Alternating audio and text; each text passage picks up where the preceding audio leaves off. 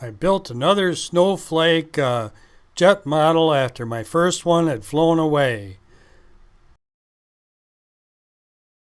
Changes from the first one: I used thin plywood strips to make the wing tips instead of using bamboo, and I covered the wing top wet so it curved around the tips better. And instead of having the wing pop up in front, pivot up, I made it so that it pops completely off. Having the jet motor right in front of the leading edge, which is a preferred location, it does complicate things if you have a DT, because you can't have any rubber bands go across the top of the wing because they're melted, and you have to have that aluminum foil or it'll burn through the tissue. So I had a peg in the back of the wing, and then the rubber band hooks around that and goes around the bottom of the fuselage and then goes up around the fuse. A small amount of balsa that holds the front of the wing, and then it has keys to keep it straight in the front. As I put for the rubber band, they didn't seem to be in the right place in the front, but I'll easily change that next time out. Here you see the BMK beacon tracker, which only weighs a half a gram, and then there's a 40 milliamp battery that powers it. So it added about 3 grams, but it's well worth it. I had posted pictures on the internet, and somebody said, oh, the wing bottom should be covered.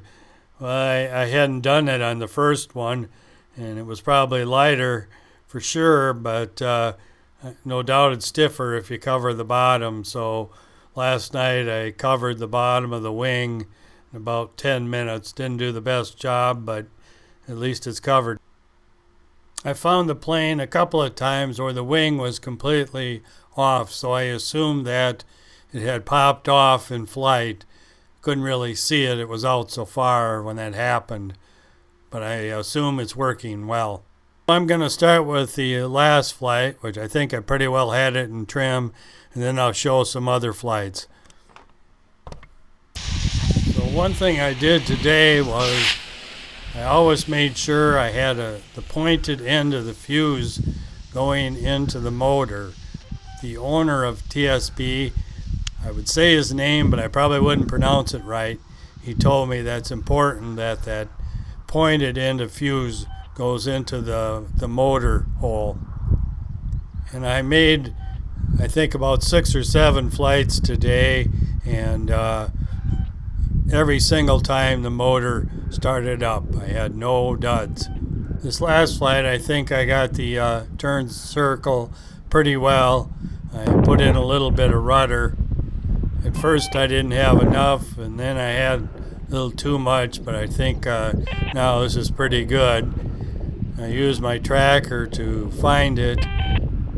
At this point I knew I was fairly close, but if I'd pointed the opposite direction, the signal would be different, or the tones you'd hear. But here I'm looking right at it, and that was where it was.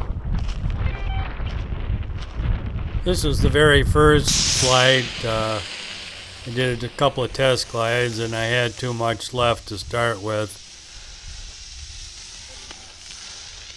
This model, it sure didn't climb like it did the first time I flew it, with no covering on the bottom and no tracker.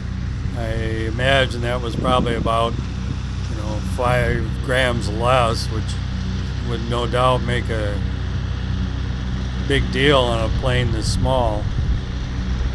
I thought with such a skinny fuselage it'd break that sometime, but you use hard balsa, and so far I haven't.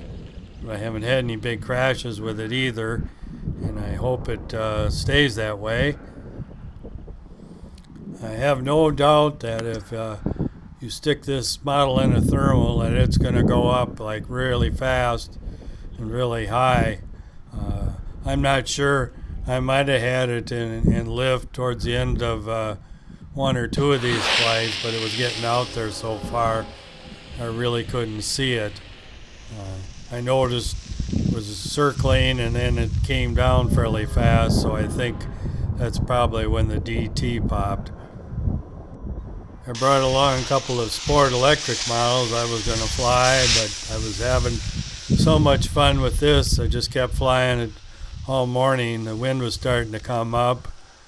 I took a break for lunch, and then I did fly electric in the afternoon, but the wind was gusting up to about 10 miles an hour, so I'm glad I flew this in the morning. Well, thanks for watching. I hope other people will be interested to try these rocket motors from TSP.